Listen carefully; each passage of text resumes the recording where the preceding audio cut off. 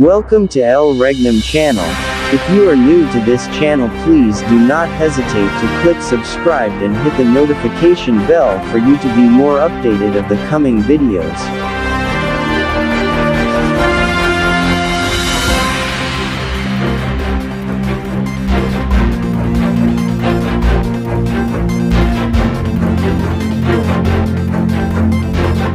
Salamat, Hari. So, magandang gabi po sa ating lahat. Narito na naman po kami live dito po sa bayan ng Mandela, Quirino. Sa bahay po ng ating kapatid na si Haring Robel Baltasar at Reyna Merlita Baltasar. Magandang gabi po. At una po sa lahat, ako po ay nagbibigay pugay sa ating mahal na dakilang guro, ang Supreme Founder of the Kingdom of God, walang iba, mahal na Haring Pilimon Ondo Riambunanza. At ganon din sa mga 5 spiritual mothers na nandyan po ngayon sa Purok New Jerusalem sa Talisay, Dapitan City.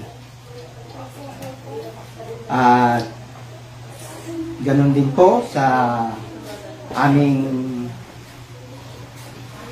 president ng The Royal Alpha Omega Ring Trading Corporation, at siya rin po ang president ng The Kingdom of God, wala pong iba, ang aming mahal na Prinsipe Rocky Y. Riambunanza. Magandang gabi po, Hari. At ganun din sa kanyang kapatid na si Haring Adolfo Riambunanza, na siya po ang president ng Philippine Deuterium Development and Management Corporation. So magandang gabi po, Haring Adolfo. At ganun din sa mga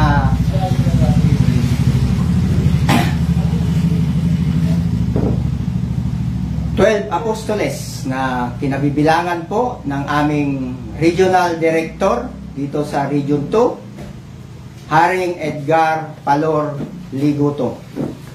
Kasama po ang kanyang Reyna na si Reyna Ros Padillo Liguto. So magandang gabi po, Hari at Reyna. At ganoon din sa mga provincial leaders sa buong bansa at sa dito sa Region 2 na pinangungunahan po ng aming provincial leader dito sa bayan ng Quirino, si Haring Gerson, si Haring Robel Baltasar. Kasama po si Haring Gerson del Rosario, si Haring Roger Pagumpana. So nandito rin po si Prinsipe JB Sales at si Haring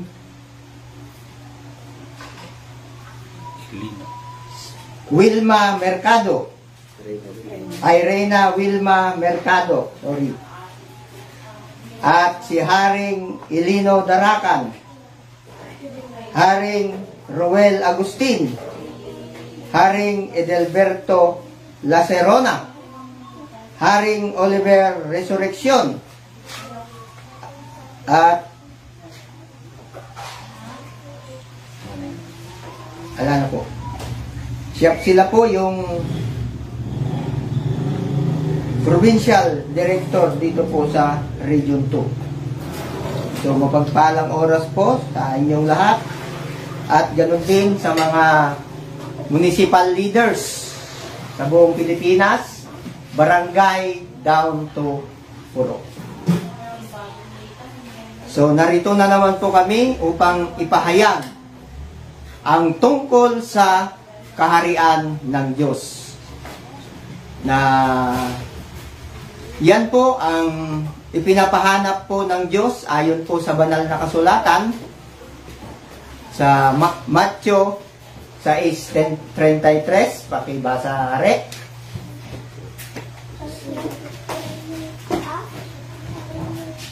So ganito po ang mababasa ayon po sa Matthew 6:33. Datapwat hanapin muna ninyo ang kanyang kaharian at ang kanyang katuwiran, at ang lahat ng mga bagay na ito ay pawang idaragdag sa inyo. So yan po, salamat are. Yan po ang nabasa sa banal na kasulatan na ipinapahanap po ng Diyos yung kanyang kaharian. So, bakit niya po pinapahanap yung kanyang kaharian? Mga kapatid, sapagkat nung nangaral po ang ating Panginoong Hesukristo doon sa Israel, siya po sana ang magtatayo doon ng kaharian. Subalit, hindi po ito tinanggap ng mga tao doon. So ano pa ang ginawa sa ating Panginoong Hesukristo? Siya po ay inalipusta. Di po ba? Ayon po sa nasusulat, binato, dinuraan. Ang masama pa rito ay itinako pa sa krus. Kaya po nagalit yung Diyos. Kaya ayon po sa nakasulat ay inalis po niya doon yung kaharian at ibinigay na sa isang bansa. So ngayon mga kapatid, papatunayan ko sa inyo na ang bansang Pilipinas ay siyang kaharian ng Diyos. Ayon po sa mababasa sa Isaias 24:15. Nagkasari? So ganito po ang mababasa. Kaya't luwalhatiin ninyo ang Panginoon sa silanganan. Sa makatuwid bagay ang pangalan ng Panginoon, ng Diyos ng Israel, sa mga pulo ng dagat. So yan po ang nabasa sa banal na kasulatan na luwalhatiin natin yung Diyos po ng Israel. Wala pong iba yan, si Panginoong Hesukristo. Doon sa malayong silangan, mga pulo ng dagat. So, kung atin pong titignan sa world map, meron po dyan 4 na bansa na nandyan po sa malayong silangan na mga pulo ng dagat. So, ang una pong bansa na ating makikita ay ang bansang Japan, Indonesia, Malaysia, at Pilipinas. Yan po yung mga bansa doon sa malayong silangan na mga pulo ng dagat. So, gagawa po tayo ng illustration.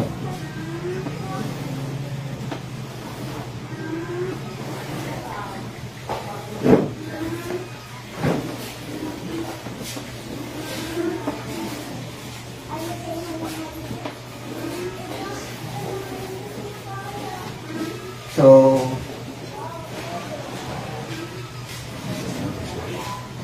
babalikan po natin yung unang patotoo na ibinahagi po ng ating Haring Gerson Pagumpana na discovery. So, ang tanong mga kapatid, ang bansang Japan po ba ay na-discover noong 1521?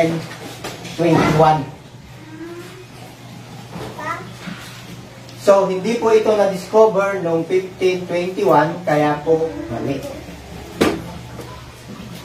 Ganon din po ang bansang Indonesia. Na-discover po ba yan noong 1521? So, hindi rin po mga kapatid, kaya mali. Ganon din po yung bansang Malaysia. Na-discovered po ba yan noong 1521? So, hindi rin po mga kapatid, kaya mali. So, ang tanong mga kapatid, ang bansang Pilipinas po ba ay na-discovered noong 1521? So, tunay mga kapatid, sapagkat noong March 16, 1521 ay na-discovered po ang Pilipinas sa pamamagitan po ni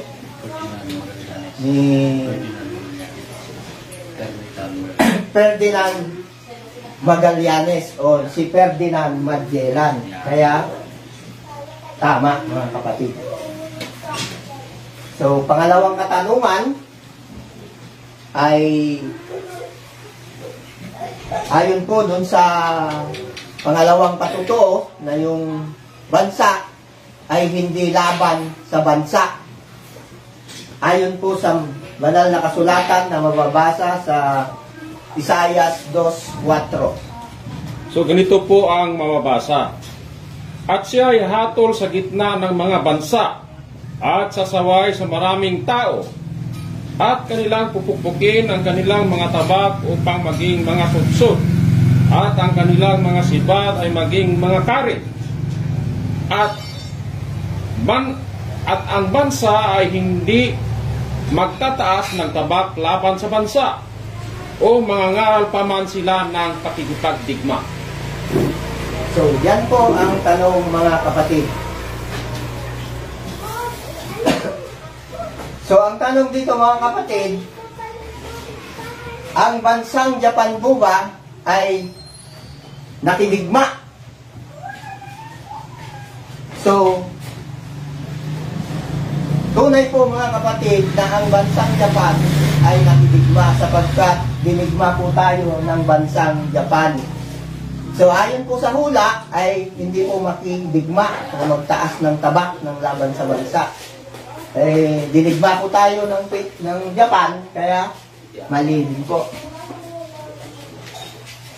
So pangalawa, ang tanong mga kapatid, ang bansang Indonesia po ba ay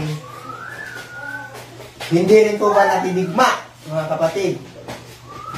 So, nakidigma rin po sila mga kapatid. Kaya, mali. Ang tanong, ang bansang Malaysia po ba ay hindi po nakipagdigma laban sa bansa? So, nakipagdigma po rin sila. Kaya, hindi po naayon doon sa hula sa Biblia na hindi magtataas ng tabak laban sa bansa. Kaya po, mali mga kapatid. So, ang tanong mga kapatid, ang bansang Pilipinas ay nakipagdigma po ba laban sa mga bansa? So, hindi po mga kapatid. Sapagkat meron ko ditong pinasang batas na hindi po makidigma ang bansang Pilipinas. Ayon po sa ipinasa ni Pangulong Diosdado Macapagal ay Manuel Quezon, na ito po ay ni-revise, pinagpatuloy ni Pangulong Diosdado ay ni Ferdinand Marcos na ang bansang Pilipinas ay hindi makidigma laban sa mga bansa. Kaya tama po mga kapatid. So, pangatlong katanungan mga kapatid na ayon po sa banal na kasulatan na mababasa sa Isaias 2:8. Basare. So ganito po ang nakasulat ayon sa banal na kasulatan. Ang kanila namang lupain ay puno ng mga Diyos-Diyosan. Kanilang sinasamba ang gawa ng kanilang sariling mga kamay na ginawa ng kanilang sariling mga daliri. So, yun po mga kapatid, ang nabasa sa banal na kasulatan na puno ng Diyos-Diyosan mga kapatid. So yun po yung ibinigay na palatandaan kung nasaan yung kaharian ng Diyos. So, ang tanong mga kapatid, ang bansang Japan po ba ay puno ng Diyos-Diyosan? So, hindi po mga kapatid. Sapagkat ang bansang Japan ay ang dinodiyos po nila ay Buddhism. Kaya po, mali. So, ang tanong mga kapatid, ang bansang Indonesia po ba ay puno rin ng Diyos-Diyosan? So, hindi rin po mga kapatid. Sapagkat ang bansang Indonesia ay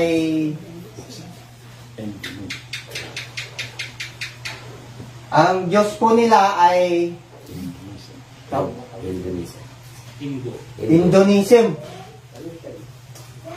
So, mali din po mga kapatid. Sapagkat ayon sa hula ay puno ng Diyos-Diyosan. So, ang bansang Malaysia po ba ay puno rin ng Diyos-Diyosan? So, hindi rin po mga kapatid. Sapagkat ang bansang Malaysia, ang paniniwala po nila rito ay Taoism. Kaya mali rin po mga kapatid. So, ang tanong, ang bansang Pilipinas po ba ay puno ng Diyos-Diyosan mga kapatid? Tunay po mga kapatid, sapagkat mula Apari hanggang Bulo ay puno po ng Diyos-Diyosan ang bansang Pilipinas. Na gawa ng sariling mga daliri at kamay. Kaya po, tama. Christianism. So, pang-apat na katanungan na ayon dun sa nabasa sa Isaias 24:15 na malayong silangan mga pulo ng dagat. So, ang tanong, ang Japan po ba ay nasa malayong silangan mga pulo ng dagat? Tunay, mga kapatid. Ang bansang Indonesia po ba ay nasa malayong silangan at mga pulo ng dagat, mga kapatid? So, tunay din po, mga kapatid. Kaya, tama. So, ang tanong, ang bansang Malaysia ay naroon po ba sa malayong silangan, mga pulo ng dagat? So, tunay po mga kapatid. Kaya, okay. So, ang tanong mga kapatid, ang bansang Pilipinas po ba ay nasa malayong silangan, mga pulo ng dagat? Tunay mga kapatid. Kaya, tama. So, ayon po sa banal na kasulatan, na mabasa sa 1 Corinto 9:24. Pakibasa. Are?